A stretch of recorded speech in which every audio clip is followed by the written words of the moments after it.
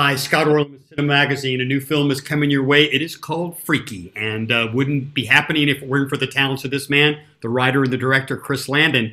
I mean, Chris, obviously, audiences have been quite familiar with the slasher horror type movies, but you've kind of been trying to reinvent them in a certain way with several of your films. What was your approach to this one? So this was an idea that was brought to me by my dear friend Michael Kennedy, and you know, he's a writer friend of mine. He wanted to practice his pitch, and I was like, yeah, sure, let's do it. And then he at the time was calling it Killer Body, and he said, yeah, so it's called Killer Body. He's like, basically it's you know, Freaky Friday the 13th. And like as soon as he said that, I was like, stop, hold on. And like literally in that second, I knew that I wanted to be involved with it and write it with him, because I think that's what I've been so drawn to, or sort of taking subgenres and mashing them together. And sometimes like these types of movies almost have no business being together, which is what I think makes it so much fun, is that they're just so different that when you crush them together, you get something kind of weirdly familiar, but also completely original. You know what I mean? Because you're obviously playing with tones. I mean, as we see the first 10, 15 minutes of the movie, it starts out in one direction even with the actors. And then when you do the whole switch, everything just kind of goes insane crazy. Yeah. And I think that's the joy and the fun of the movie for me, is that the audience is never completely sure where their footing is, you know? And that's what I think keeps it sort of light and keeps it moving and keeps the energy going, because we are on this roller coaster ride where one moment we're screaming and we're scared, the next minute you're laughing, but then the next minute there's kind of a little emotional moment. And then there's, you know, so there's a lot of different elements at play, but they're all unified by, you know, I think by the performances in the film. And that was true for Happy Death Day, and it's true here. You're taking two actors, Catherine and Vince, and you're basically switching them around. So how close did you have to work with them on the choreography of being consistent with their characters in different bodies? Yeah, I mean, we had to work a lot on sort of making sure that there was a continuity between the characters. You know, and these actors, they had double the work, you know? So, you know, I started out with creating these sort of little like video diaries. And so I like followed Catherine around and with a camera, and she was in character as Millie, just so that Vince had something to study, so that he could really start to see Catherine's mannerisms and sort of the character that we were creating together. And then once we got together, we really just dug into, you know, the characters' backgrounds, you know, just a lot of character history stuff. And also, again, working on mannerisms, it was really interesting too, because Vince is a very physical actor. And so he brought a lot to The Butcher, and he was such a generous guy in terms of really working closely with Catherine to really kind of help her understand the physicality of this big, scary, imposing guy. And I mean, it's crazy to see how terrifying Catherine becomes, you know, like what a convincing killer she becomes.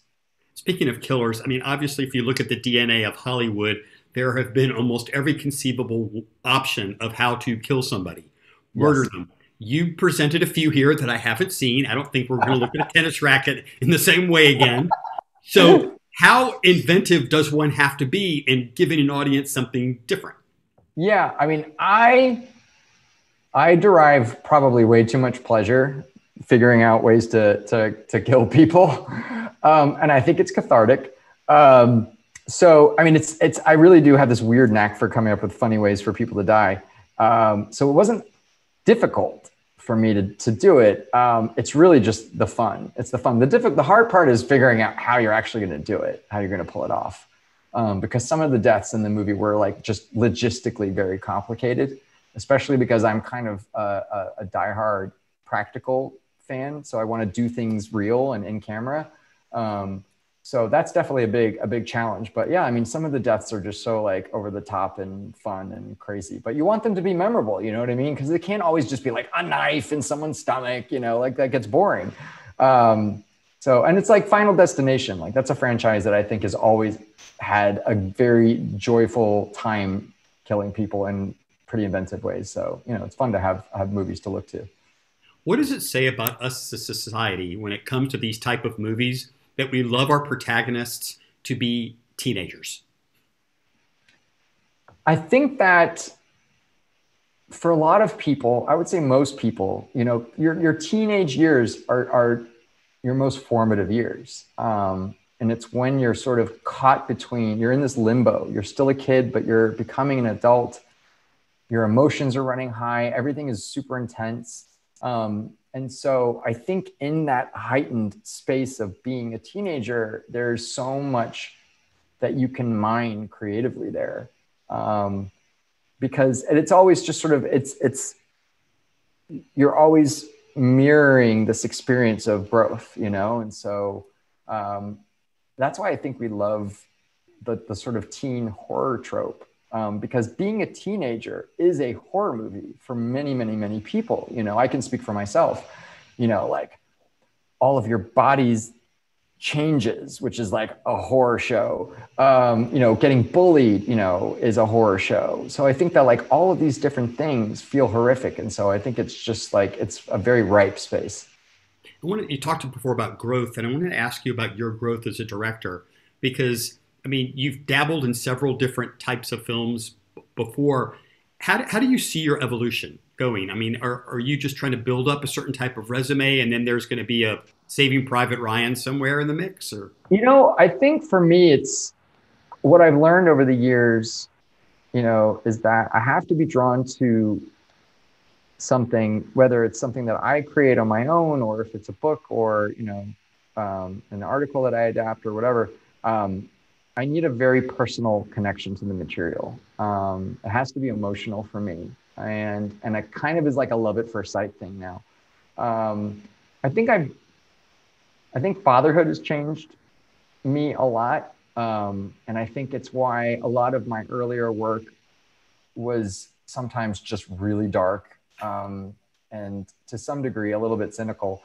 And now I find a lot of the stuff that I do, even, you know, these movies, there's a certain kind of heart to them that I think has become sort of very on brand for me. And I think a lot of that has to do with becoming a father and sort of all of these different things that you start discovering and learning about yourself in the process of that. I would love to, I want to keep making different kinds of movies. And I don't want to be in a box, and I don't want to just make horror films or just make, you know, one type of movie. But I do love the opportunity to like make people laugh and to scare them and to move them. I mean, it's like it's the best job in the world. you mentioned fatherhood, and obviously most people probably know that your father was an incredibly successful actor, producer, writer, director in his own right. But I wonder, what type of artistic guidance or lessons did he pass along to you?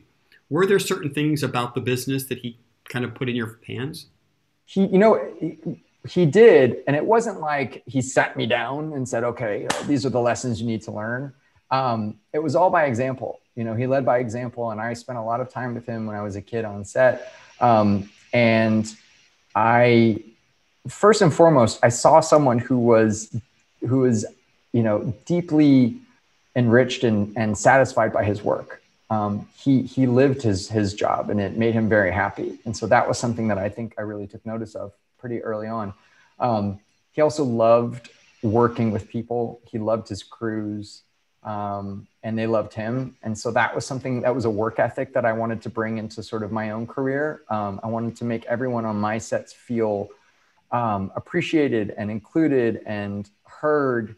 And so that's a big thing for me that I learned from my dad, was just having respect for every person that you work with, making sure that everybody has a voice and an opportunity to be part of that process. Because it really is it is a collaboration. And, even though you're the director, we all make the movie together.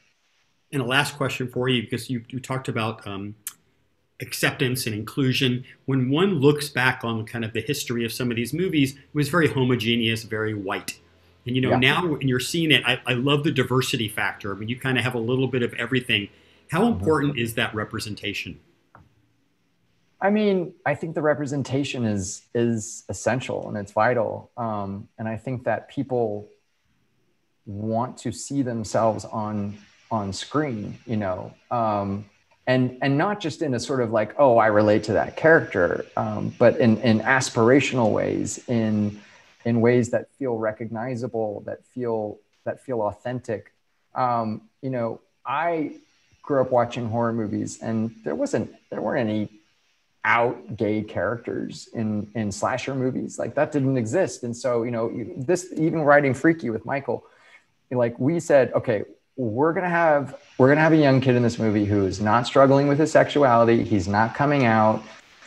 He is who he is. He's the most confident person in the entire film, because that's somebody that we want to see in these movies, and that was important to us. And because we know that there are gay kids out there who are Joshua, you know, and there's some gay kids out there who aren't Joshua, but who could be Joshua.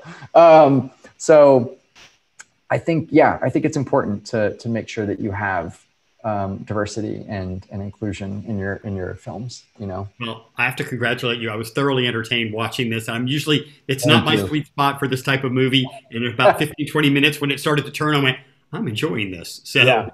Chris, great to see you. Congratulations. Good to see you again. Freaky, and this is Scott Orlin. Until next time. Thanks, Scott.